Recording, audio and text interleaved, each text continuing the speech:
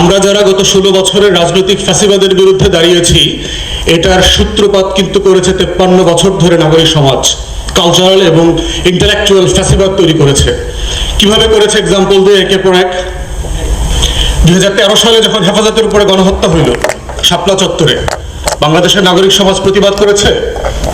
আপনি নারী নীতির পক্ষে থাকেন বিপক্ষে থাকেন, রাষ্ট্র হিসাবে ইট ডাজন্ট ম্যাটার, দুই পক্ষেরই কথা বলার অধিকার ছিল। কিন্তু এই যে রাতের বেলা বিদ্যুৎ বন্ধ করে দিয়ে, নেট শাটডাউন করে দিয়ে, টেলিভিশনকে সুইচ অফ করে দিয়ে 2.5 লক্ষ বুলেট মারলেন 2 ঘন্টায়, নাগরিক সমাজ প্রতিবাদ করেছেন? করেন নাই তো। আপনারা পিলখানার গণহত্যার যদি প্রতিবাদ করতেন তাহলে হেফাজতে 2013 গণহত্যা হইতো না। যদি আপনারা 2013-তে হেফাজতের গণহত্যার প্রতিবাদ করতেন তাহলে গুম খুনের নামে 6,500 মানুষ নাই হয়ে যেত না। শুধু লাশ নাই হয়ে যায় না, আমার পরিচয় নাই হয়ে গেছে, আমার মৃত্যুর খবর নাই, আমার দিন তারিখটা পর্যন্ত পরিবার জানে না। এই যে হিউম্যান ডিগনিটির কথা সাকিব ভাই বলে গেছে, the declaration of the independence, যে আমাদের রাষ্ট্র রিপাবলিক এনশিওর করার কথা ছিল হিউম্যান ডিগনিটি, আপনি আমার লাশটা পর্যন্ত গায়েব করে ফেলেছেন। 6,500 মানুষ, 1-2 না, and many of them are still crying for the dates. আমরা গুম খুনের সময় যখন প্রতিবাদ করেছি, এখানে আমাদের শারমিন আপা আছেন, প্রোগ্রাম করবার জন্য মেহমান পাওয়া যেত না, পরিবারগুলো হাত পাও ধরেছে, ভাই আমাদের কথা বলবার জন্য কোনো লোক নাই। প্রফেসর ইউনূসের ব্যাপারে সাক্ষী শারমিন আপা বলছে যে বাবা 10টা উকিল পাঠাও, কোর্টে কেউ নাই, ওনাকে যে হেনস্থা করতেছে। তো এই যে পারসিস্টেন্ট ফ্যাসিবাদের যে দোসর যারা ছিল, তাদেরকে শুধু পলিটিক্যাল আকারে দেখলে হবে না, এখানে সিভিল সোসাইটির সমর্থন ছিল গুম খুন নিয়ে। এবং কিরকম সমর্থন ছিল দেখেন, এই যে রিসেন্টলি আওয়ামী নায়ক নায়িকাদের গ্রুপের যে চ্যাট শট যেটা বের হয়েছে, ওদের গরম পানি মারে না কেন, ঠান্ডা পানি মারলে তো দূর হবে না। তারপরে আরেকজনকে বলতেছে যে ওরা তো মারা যাচ্ছে অনেকে, তো শাওন বলতেছে পকর পকর বন্ধ করো। এই হচ্ছে সুশীল বাংলাদেশের ফ্যাসিবাদ। দেখেন, গুম খুনের প্রতিবাদ করেন নাই বলেই গত 16 বছর পরে আবার জুলাই আগস্টে 1600 তরুণ যুবক নাগরিককে জীবন দিতে হয়েছে। বাংলাদেশের ইতিহাসের নৃশংসতম গণহত্যা হয়েছে। কয়জন সিভিল সোসাইটি মেম্বার প্রতিবাদ করেছেন? আমরা তো রাস্তায় ছিলাম। গণহত্যা চলাবস্থাতে আমরা ফ্যাসিবাদের দোষকদেরকে দেখেছি ব্যানার নিয়ে নিয়ে দাঁড়িয়েছে বিভিন্ন জায়গায় জায়গায়। আপনারা প্রতিবাদ করেন নাই? ওই যে রবার্ট নিমলারের মতো প্রিস্ট, জার্মান প্রিস্ট বলেছিল না, they came for the trade unionists and I didn't protest because I was not a trade unionist. They came for the socialists. I was not a socialist and that's why I didn't protest. They came for the communist.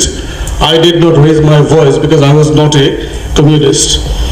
And the last night they came for me and there was no one left to protest for me. This is what happened. Genocide after genocide হয়েছে। গত 16 বছরে নাগরিক সমাজ প্রতিবাদ করে নাই। তো নাগরিক সমাজের এই যে ফ্যাসিবাদ বাংলাদেশে কায়েম হয়ে আছে গত 53 বছর ধরে, যে ডিসকোর্স, এই ডিসকোর্সটি গত 16 বছরের ফ্যাসিবাদ কায়েম করেছে। এবং নাগরিক সমাজ আপনারা শেষ পর্যন্ত কিন্তু এটার মুখোমুখি হতে হয়েছে। ভুল কাউকে মাফ করে না, পাপ মাফ করে না। আপনাদের বাড়িতেও পুলিশ গেছে, সিভিল সোসাইটি মেম্বারদেরকেও বাড়িতে পুলিশ গেছে। শারমিন আপা আমাকে জিজ্ঞেস করছে ফোন করে, বাবা তুমি কি বলো, আমার কি বাসায় থাকা উচিত কিনা এখন? আর এই কথা জিজ্ঞেস করতে হবে কেন? আমরা প্রতিবাদ করতে পারবো না? এরপরে দেখেন, এক্সাম্পল দেই, দেশের সবচেয়ে সাকসেসফুল প্রাইভেট ব্যাংক ইসলামী ব্যাংক দখল করার আগের ন্যারেটিভটা দেখেন। জঙ্গি ফান্ডিং, তারপরে হচ্ছে টেরোরিস্ট ফান্ডিং, XYZ, জঙ্গি অর্থনীতির বড় বড় বিবরণ তৈরি হইল, বড় বড় অর্থনীতিবিদরা আমাদেরকে বহু কিছু বুঝাইলেন। ব্যাংক যখন দখল হয়ে গেল, এরপরে বিচার করলেন না কেন এখানে কোথায় কোথায় জঙ্গি হয়েছে, কারে কারে ফান্ডিং করছে? তো বাংলাদেশে এই যে ইন্টেলেকচুয়াল ফ্যাসিবাদ কায়েম হয়ে আছে নাগরিক সমাজের নেতৃত্বে, আপনারা প্রতিবাদ করেন নাই, আপনারা সিলেক্টেডলি প্রতিবাদ করেছেন। একজন ফান্ড গেটে একজন পুলিশ ইন্সপেক্টর একজন হিন্দু মহিলাকে অপমান করেছে, পুরো নাগরিক সমাজ পার্লামেন্ট থেকে প্রতিবাদ আর প্রতিবাদ, অফকোর্স প্রতিবাদ করবেন। কিন্তু ইডেন কলেজে যখন ছাত্রলীগের সেক্স স্লেভারি বের হইলো, একজন নাগরিক সমাজ প্রতিবাদ করেন নাই। কেন করেন নাই? আপনারা সিলেক্টিভলি করেছেন, অনেকেই করেন নাই। তো এই যে সিলেক্টিভ প্রোটেস্ট, এই যে সিলেক্টিভলি ভয়েস রেজ করা, এগুলো কিন্তু কালচারাল ফ্যাসিবাদ।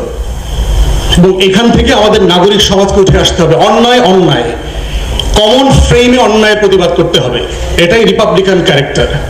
এই জন্য আমরা বলছি যে নাগরিক সমাজকে সিরিয়াসলি রিভিউ করা দরকার এবং ভুল কলগুলো স্বীকার করা দরকার। ইয়েস, উই মেক মিস্টেকস, ভুল হইতে পারে, কনসিয়াসলি সাবকনসিয়াসলি যেভাবে করেছেন, যে যে প্রতিষ্ঠান ভুল করেছেন দয়া করে স্বীকার করবেন। আপনাদের ইকোনমিক রিপোর্ট যদি ভুল হয়ে থাকে ওটা স্বীকার করবেন যে আমাদের ডেটা ম্যানিপুলেশন ছিল। যে দেশে রাষ্ট্র ডেটা ম্যানিপুলেট করে আপনারা করতেই পারেন। এই যে বলয়ের যে সিভিল সোসাইটি, এখান থেকে আমার বিশ্বাস আমরা বের হয়ে আসব। আমাদের রিপাবলিকান সিভিল সোসাইটি দরকার। রিপাবলিক মানে আমেরিকান পলিটিক্যাল পার্টির কথা বলছি না, আমাদের স্বাধীনতার ঘোষণাপত্রের কথা বলছি, যে আমাদের অ্যাসপাইরেশন ছিল to build a free Republic. ওই রিপাবলিকের সামনে রেখে আমাদের সিভিল সোসাইটি হইতে হবে। স্বাধীনতার আকাঙ্ক্ষার মধ্যে যে তিনটা মূলনীতি বলা ছিল, যে how the state should be govern, that should be the core enshrining principle for a civil society, equality, human dignity and social justice. এইটা না হইলে বলয় ভিত্তিক সিভিল সোসাইটি দিন শেষে কালচারাল এবং ইন্টেলেকচুয়াল ফ্যাসিবাদে টার্ন করবে, যেটার জন্য আমাদের সবাইকে রক্ত দিয়ে বারবার রাজপথে লাশের সারি মিছিল করতে হবে।